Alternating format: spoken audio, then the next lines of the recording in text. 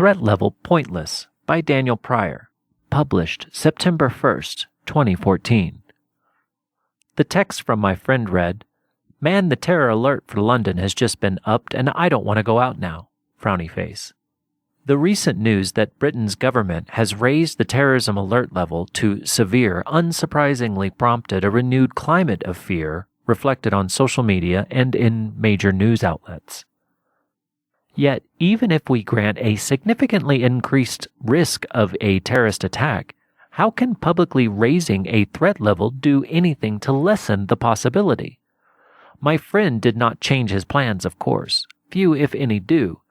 The only likely change in behavior amongst the British public is a greater feeling of dread when they see someone who looks a bit foreign.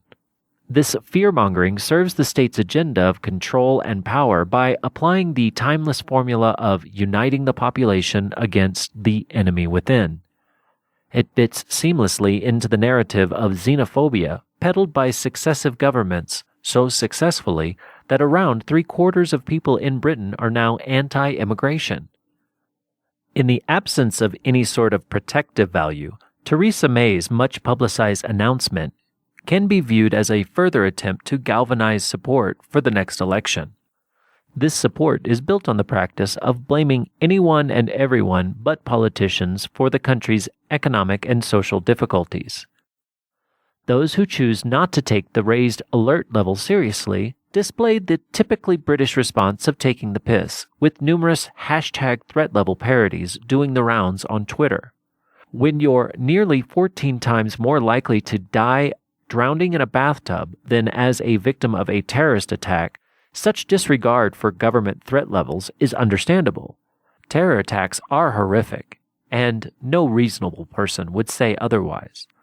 But you, or indeed someone you know, being a victim of an attack is stupendously improbable. It's true to say that a small number of Brits are fighting for ISIS in Iraq and Syria. It's also true to say that making a huge song and dance about raising the terror threat level will do nothing to prevent them from staging a terrorist attack.